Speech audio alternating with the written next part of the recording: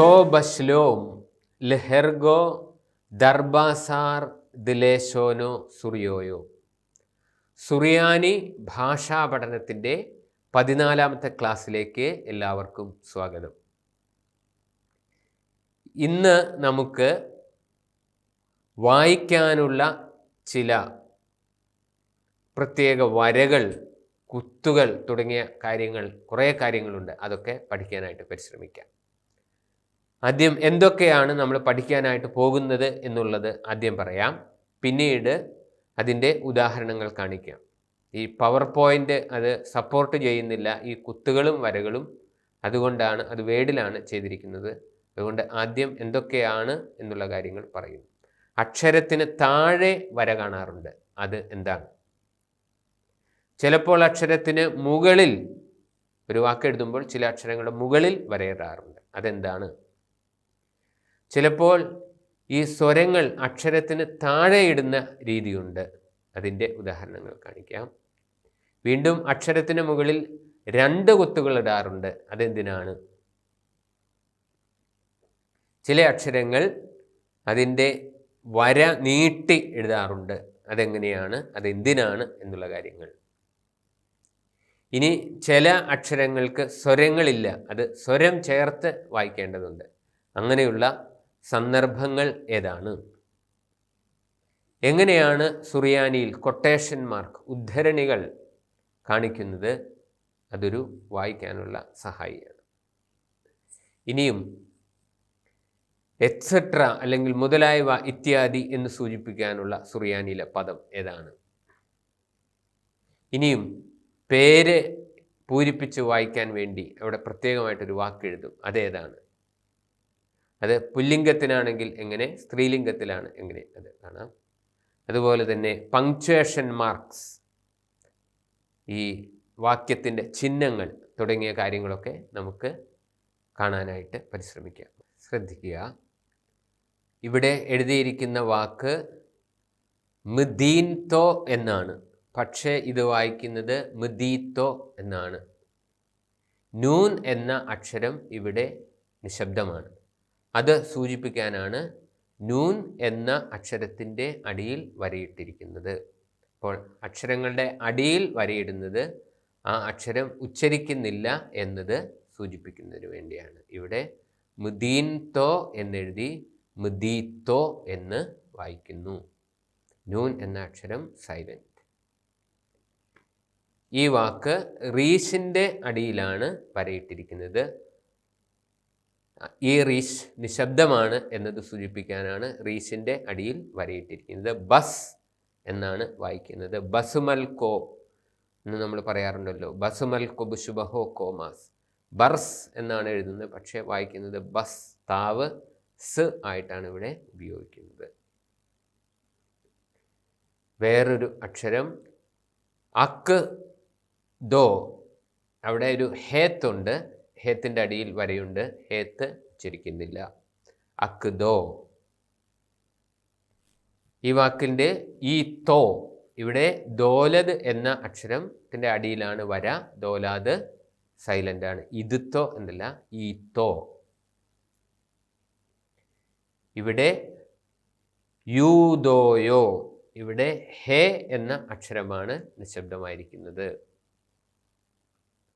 അപ്പോൾ ഹേ എന്ന അക്ഷരത്തിൻ്റെ അടിയിൽ വര, ദോലാദ് എന്ന അക്ഷരത്തിൻ്റെ അടിയിൽ വര, ഹേത്ത് എന്ന അക്ഷരത്തിൻ്റെ അടിയിൽ വര, റീസ് എന്ന അക്ഷരത്തിൻ്റെ അടിയിൽ വര, നൂൻ എന്ന അക്ഷരത്തിൻ്റെ അടിയിൽ വര. ഈ അക്ഷരങ്ങളൊക്കെ പൊതുവെ ഉച്ചരിക്കാതെ വരുന്ന സന്ദർഭങ്ങൾ ഉണ്ട്. അത് സൂചിപ്പിക്കാനാണ്. അക്ഷരങ്ങളുടെ അടിയിലെ വര അത് നിശബ്ദമാണെന്ന് സൂചിപ്പിക്കും. ഇവിടെ നോക്കുക, സ്വരങ്ങളൊന്നുമില്ല. അക്ഷരത്തിൻ്റെ മുകളിൽ ഒരു വര. ഇതൊരു അബ്രീവിയേഷനാണ്, ചുരുക്കെഴുത്താണ്. ഇതിൻ്റെ പൂർണ്ണ രൂപത്തിൽ ഉച്ചരിക്കണം എന്നാണ് ഇത് സൂചിപ്പിക്കുന്നത്. ഇതിൻ്റെ പൂർണ്ണ രൂപം ഇപ്രകാരമാണ്: ശുഭഹോ. അത് സുപരിചിതമായ പദമായതുകൊണ്ടാണ് അതിൻ്റെ ചുരുക്കരൂപം ഉപയോഗിച്ചിരിക്കുന്നത്.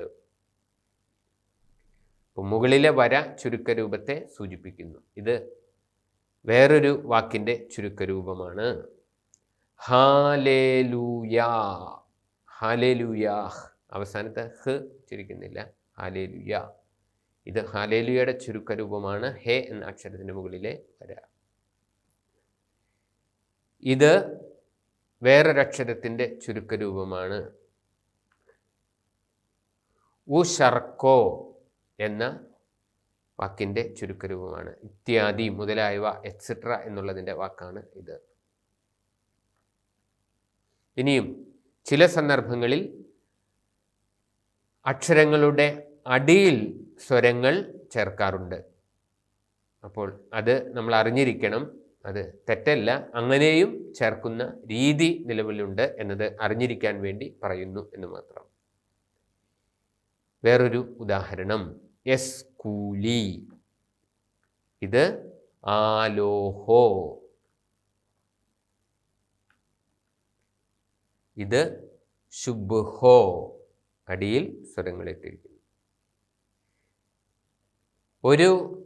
പണ്ട് എഴുതുമ്പോൾ ഒരു വരിയിൽ തന്നെ ഒരു വാക്ക് എഴുതാൻ വേണ്ടി മുറിച്ച് എഴുതുന്നതിന് പകരം അത് ആ വരിയിൽ തന്നെ അവസാനിപ്പിക്കാൻ വേണ്ടി അക്ഷരങ്ങളുടെ വര നീളത്തിലാക്കി എഴുതാറുണ്ട്. അതിൻ്റെ ഒരു ഉദാഹരണമാണ് യസ്കൂലി. വേറൊരു ഉദാഹരണം ആലോഹോ, ശുബ്ഹോ.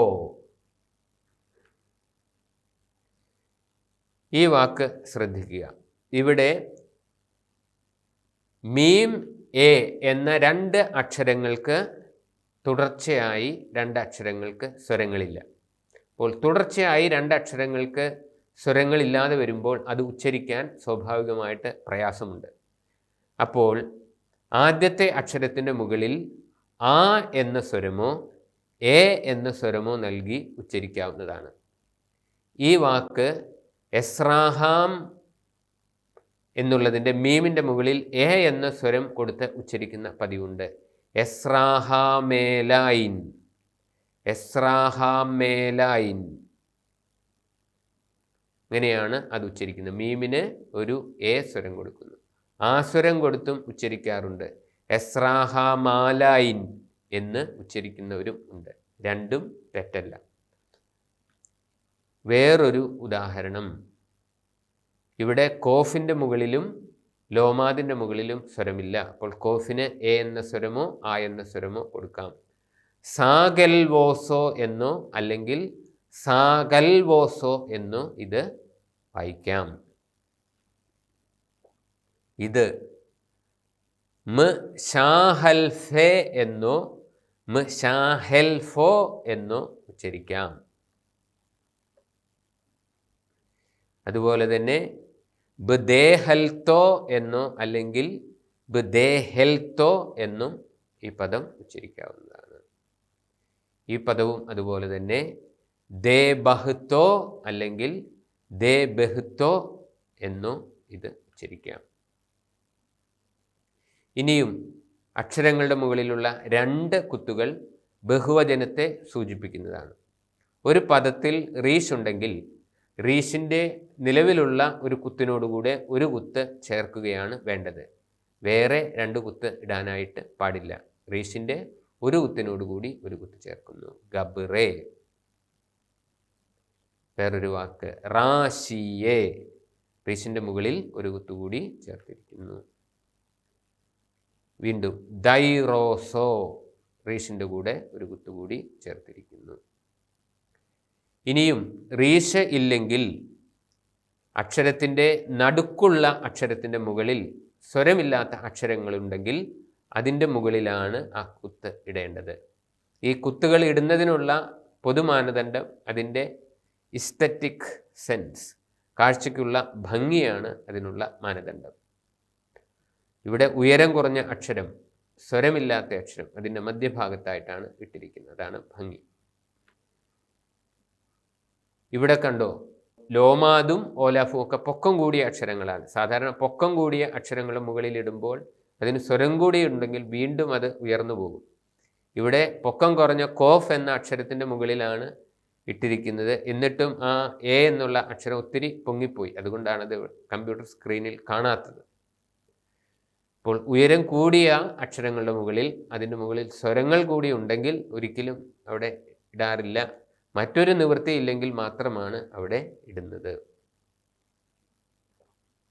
ലം, ഈ പദം സൂചിപ്പിക്കുന്നത് ഇത് ഉദ്ധരണിയാണ്, കൊട്ടേഷനാണ് എന്ന് സൂചിപ്പിക്കാനാണ്. സുറിയാനിയിൽ കൊട്ടേഷൻ മാർക്കില്ല, പകരം ഇതാണ് ഉപയോഗിക്കുന്നത്.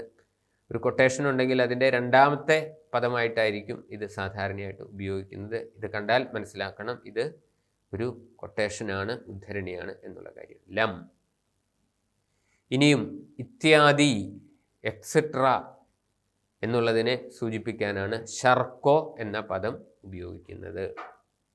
ഷർക്കോ. ഇനിയും ഒരു വ്യക്തിയുടെ പേര് അവിടെ പൂരിപ്പിച്ച് വായിക്കാനുണ്ടെങ്കിൽ അതിന് പുല്ലിംഗമാണെങ്കിൽ, മാസ്കുലിനാണെങ്കിൽ പ്ലോൻ എന്നാണ് എഴുതുക. ഇപ്പോൾ നമ്മളുടെ മേൽപ്പട്ടക്കാരൻ ആബൂൻ മോർ എന്നിവിടെ പ്ലോൻ എന്ന് എഴുതിയിരിക്കും. അവിടെ തിരുമേനിയുടെ പേര് നമ്മൾ വായിക്കേണ്ടതാണ്. അവിടെ ഒരു വനിതയാണ് പേരാണ് വായിക്കേണ്ടതെങ്കിൽ അവിടെ പ്ലോനീത്തോ എന്നാണ് എഴുതിയിരിക്കുന്നത്. പ്ലോൻ, പ്ലോനീത്തോ. ഇനിയും നേരത്തെ സൂചിപ്പിച്ചിരുന്നു, താവ്, പേ എന്നീ രണ്ട് അക്ഷരങ്ങൾക്ക് മൃദുവും കഠിനവുമായ ഉച്ചാരണങ്ങൾ വളരെ വ്യക്തമായിട്ട് ഉണ്ട്.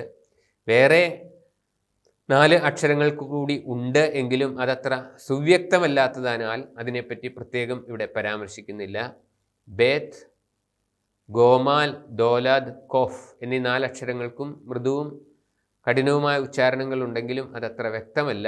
കൃത്യമായിട്ട് അത് വ്യക്തമായിട്ട് കേൾക്കുന്നത് താവും പേയുമാണ്.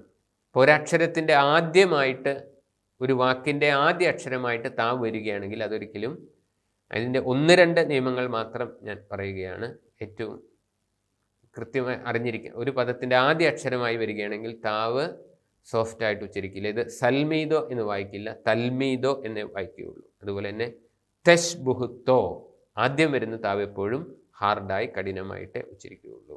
അതുപോലെ തന്നെ സ്വരമില്ലാത്ത അക്ഷരത്തിന് ശേഷം വരുന്ന താവ് തോ കഠിനമായിട്ടാണ് ഉച്ചരിക്കുക. മൗത്തോ, മൗസോ എന്ന് ഉച്ചരിക്കുകയില്ല. അതുപോലെ തന്നെ റബ്തോ, സ്വരമില്ലാത്ത അക്ഷരത്തിന് ശേഷം വരുന്ന താവും അതുപോലെ തന്നെ കഠിനമായിട്ടാണ് ഉച്ചരിക്കുന്നത്. ബൈത്തോ വേറൊരു ഉദാഹരണം. യൂദിന് ശേഷമാണ്, അവിടെ സ്വരമില്ലാത്ത യൂദിന് ശേഷമാണ്. ഇതാണ് പൊതുവെ അറിഞ്ഞിരിക്കേണ്ട കാര്യങ്ങൾ ഈ കഠിനമായും മൃദുവായിട്ടുള്ള ഉച്ചാരണത്തെ സംബന്ധിച്ചിട്ടുള്ളത്. ഈ പല നിയമങ്ങളുണ്ട്, അത് പലതിന് തന്നെ ആ നിയമം പാലിക്കാത്ത വാക്കുകളുമുണ്ട്. അത് വളരെ കോംപ്ലിക്കേറ്റഡ് ആണ്. വെസ്റ്റ് സിറിയക്കിനെ സംബന്ധിച്ചിടത്തോളം, നമ്മുടെ പാശ്ചാത്യ സുറിയാനിയെ സംബന്ധിച്ചിടത്തോളം അത് അത്ര പ്രധാനപ്പെട്ടതല്ല. ഈസ്റ്റ് സിറിയക്കിൻ്റെ സ്വാധീനം 16-ാം നൂറ്റാണ്ട് വരെ പൗരസ്ത്യ സുറിയാനി ഉപയോഗിച്ചതിൻ്റെ സ്വാധീനം മൂലമാണ് നമുക്ക് ഇപ്പോഴും ഈ മൃദു ഉച്ചാരണങ്ങൾ കൂടുതലായിട്ട് കടന്നുകൂടിയിരിക്കുന്നത്. ഈ കുത്ത്, 4 കുത്തുകൾ ഒന്നിച്ചിട്ടിരിക്കുന്നത് സൂചിപ്പിക്കുന്നത് ഇതൊരു സ്റ്റാൻസ അല്ലെങ്കിൽ ഒരു ഖണ്ഡിക, പാരഗ്രാഫ് തീർന്നതിനെ സൂചിപ്പിക്കാനാണ്. അല്ലെങ്കിൽ ഒരു വലിയ ഫുൾ സ്റ്റോപ്പിനെ സൂചിപ്പിക്കാനും ഇത് ഉപയോഗിക്കാറുണ്ട്, ഒരു എൻഡിങ്. ഇത് 2 കുത്തുകൾ നേരെ കിടക്കുന്നു, 2 കുത്തുകൾ വലത്തോട്ട് ചെരിഞ്ഞു കിടക്കുന്നു, 2 കുത്തുകൾ ഇടത്തോട്ട് ചെരിഞ്ഞു കിടക്കുന്നു. ഇങ്ങനെ പല രീതിയിൽ എഴുതാറുണ്ട്. ഇതെല്ലാം സൂചിപ്പിക്കുന്നത് ഒരു ബ്രേക്ക്, ഒരു പോസ്, അതിനെ സൂചിപ്പിക്കാനാണ്. ഫുൾ സ്റ്റോപ്പ് അല്ല, അല്ലെങ്കിൽ ഒരു കോമയ്ക്ക് പകരമോ എന്ന് വേണമെങ്കിൽ നമുക്ക് പറയാനായിട്ട് സാധിക്കും. ഈ സിംഗിളായിട്ടുള്ള കുത്ത് ചിലപ്പോൾ ഒരു ഫുൾ സ്റ്റോപ്പായിട്ട് ഉപയോഗിക്കാം, അല്ലെങ്കിൽ ഒരു നിർത്ത്, ഒരു ചെറിയ ബ്രേക്കിനെ ഇത് സൂചിപ്പിക്കാം. ഇത്രയും കാര്യങ്ങളാണ് വായനാ സഹായിയിൽ ഇന്ന് നമുക്ക് പഠിക്കാനായിട്ട് സാധിച്ചത്. ഇനിയും അടുത്ത ക്ലാസ്സിൽ കൂടുതൽ കാര്യങ്ങൾ പഠിക്കാനായിട്ട് പരിശ്രമിക്കാം. തൗദി സാഗി. എല്ലാവർക്കും നന്ദി.